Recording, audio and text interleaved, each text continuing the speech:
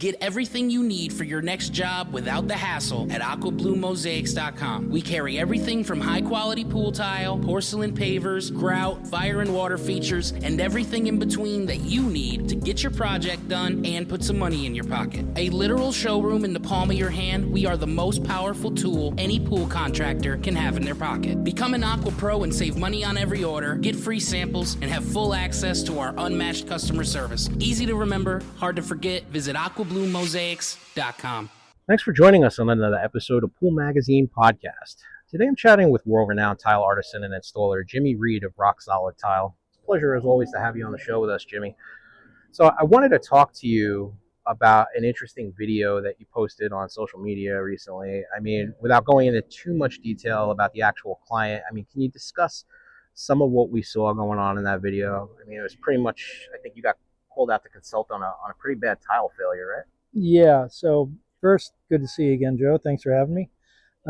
Yeah, that was a project that we actually originally bid to perform the installation on several years earlier.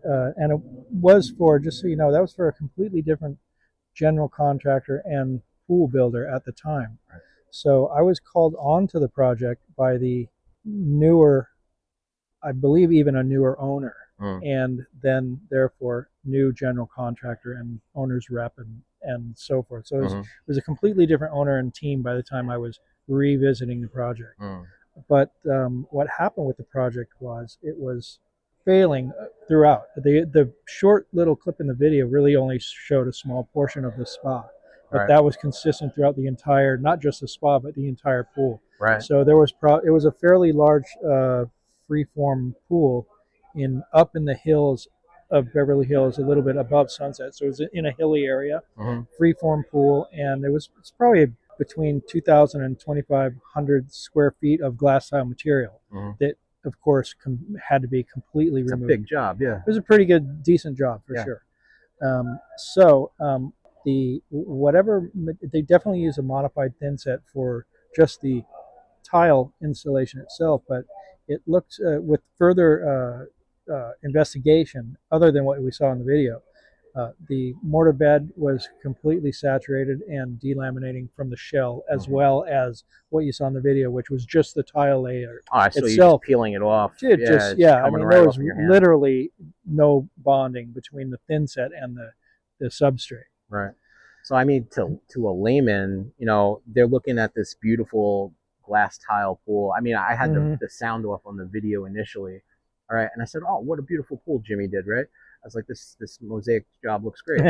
And then I saw that you just peeling tile off, and I said, "Oh, this is not something that he built. This is something that he's got to be fixing." Yeah, fix it. I mean, we weren't even considered for doing that. So, So I was brought onto this project in LA to look at a particular pool that they had what they said were bubbles on the surface of the tile. So what I saw was throughout the entire pool and spa were these giant, deformed bubbles, big lumps almost in the whole surface of the pool. So obviously all the tile was delaminating, and it was. So they had the spa drained at the time when I was revisiting, and so all I had to do is take a screwdriver that the contractor that was there provided me with and just opened it up, and it just gushed out water that tile pouring out of it. It was holding behind. So it was all behind the tile. Yeah. So, and it was wet when I got there. So a lot of people are saying, "Oh, of course it's holding water. It's a pool." But the thing is, the spa was empty. There was water on the floor. I didn't jump into a dry spa. There was water on the floor. Sure. The spa was empty, but the water that was contained behind the surface that had migrated and leaked into that surface was still being held. So it was leaking out, but it wasn't like they drained the spa and it was all already dry. So we were able to open it up. And it was a sunny day too, and you're down in SoCal. Yeah, it should have been all dried up by the time you got there. Right, if there was nothing being held. So it was like breaking, cracking the dam. It was just, once you open it up, it just gushed out. Oh, that's incredible. Yeah. In that post, there were a lot of people that were commenting, saying, of course, giving their expert opinions of what should have been done, what shouldn't have been done. Yeah. But a lot of people were saying, commenting and under the impression that I shouldn't go back because they didn't use me in the first place, so I should be in the position of saying, screw you, should have used me in the first place. I'm not like that, and that's really not how it should be. The industry should be open to anybody coming in that can lend a helping hand. Well, so obviously you get what you pay for. You're a little bit more expensive than some of the other installers out there because you have so much expertise in the industry and you work on a lot of high-end work. So I mean, maybe they figured they couldn't afford a Jimmy Reed job. All right, but if it comes full circle and they realize that they didn't get what they paid for initially, and now they need somebody to fix it, it's possible. I have no idea what they ended up paying. If it was more than what we bid at the time or less, who knows? But the fact is, they had a huge failure in their hands. Yeah. So, and as far as litigation for the, let's say the tile contractor that actually did the job, I really don't know how that worked in this case. Again, because it was a completely different owner, completely different team, general contractor, pool builder, consultants, owners, reps, and so forth. So I can imagine there's going to be a litigation there. I would imagine. And also that video is several years old from now. So this isn't a new ongoing project. This is something that's been dealt with and resolved, years ago. So this is already resolved in court. I would imagine in court. I never had to go to court. I was there consulting for a specific team, and they took my information and went from there. I didn't have to deal with it any further. But I'm sure that the project did get resolved at some point. I mean, again, it's been probably for 3 or 4, maybe 5 years ago that video was taken. When did they initially see that made them seek you out to take a look at this thing after? Well, the team that was the new team that was involved, I do a lot of work with.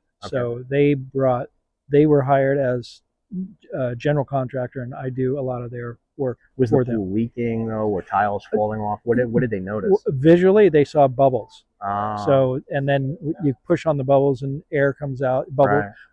What I mean by bubbles is big lumps in the tile surface. Like concave, so you push on it and air bubbles come out.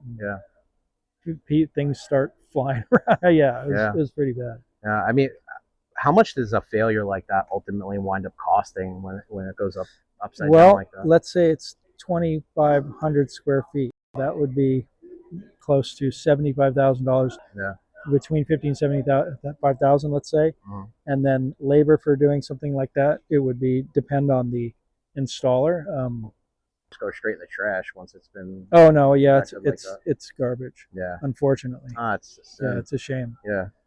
I believe they ended up doing it in the same blend also. So it wasn't that they didn't like the material at all. The new owners liked it and they wanted it exactly the same as what they bought. And they wanted it done right though. They wanted it done right. Apparently, again, I don't know who ended up doing it, but I was only there for a specific, for that specific reason. I don't know much about it after that. Well, what is the proper method to ensure that the substrate is properly waterproof so that failures like this don't occur? Well, I suspect in this case, number one, as I recall, there was no evidence of any waterproof membrane. That also tells me that there definitely wasn't any type of colloidal silicate sprayed on the surface. If they didn't use a membrane, they're not going to do too much behind it as well. The brown coat, the float that was applied, looked to me to be very uneven and not laid out properly, and it was just a very sloppy installation process that I saw.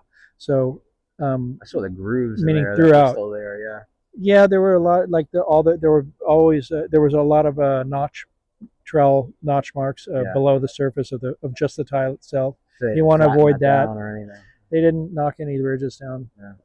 But as far as the correct process, I mean, there's a whole list of steps that goes into that type of installation from the shell out. So, well, I mean, without going into too much detail, I mean, where can installers get an education to learn how to properly perform installations and avoid catastrophic failures like the one that we saw in that video? Well, it's unfortunate that there aren't a lot of places that I know of that do specifically train and walk you through the proper steps to do full pool applications. Watershape University is working on it at the moment, and there are plenty of good people out there in the field, like Luke and Amy Denny are excellent installers, and they know the process. Their process from the shell out is immaculate. And so water shape, I believe they're working with water shapes. I may be doing something with water shapes in the near future. I've seen a couple of educational seminars that you've done. It's always a full house when you're teaching. Yeah, I mean, we do plenty of those. I do plenty of seminars throughout the country, but that's not really going to show somebody. It's not going to walk you through step by step. It's not going to walk you through. And most of those seminars are kind of giving you examples of course, we have the beauty shots that we show the finished product, but there's so much more. And a lot of times in the seminars, we'll be talking about specific, like we are talking about today, specific failures or how to avoid a failure. But there aren't any true courses that take you through step by step the entire process, which I'd really like to get to do eventually. Right. And it would definitely be a week's long course. Yeah, I can imagine. I mean, there's a ton of stuff to learn. Nothing you can do in a 2-hour seminar. Yeah. Well, I mean, what are the types of materials that pros should be using to make sure that these jobs are done properly? Well, first of all, the materials should be specifically designated for pools and submerged applications. Right. They're going to be, of course, the more high-end materials, so they're going to cost a little bit more. And if you're not used to that kind of environment, just get used to it if you're going to get into pools, because you need to spend the money to make the money. You need to spend the money to protect yourself. You need to spend the money to have a successful installation. Laticrete has an excellent system.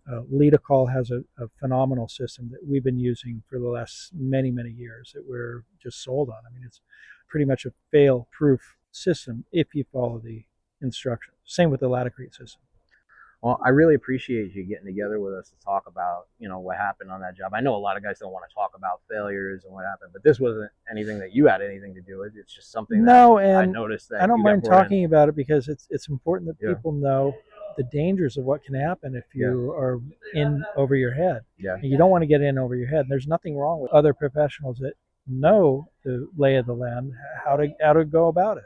I think that's why so many guys are reluctant to do all glass tile pools, though. It's just because there's so much potential for things to go upside down if you're not doing it right. For sure. Yeah.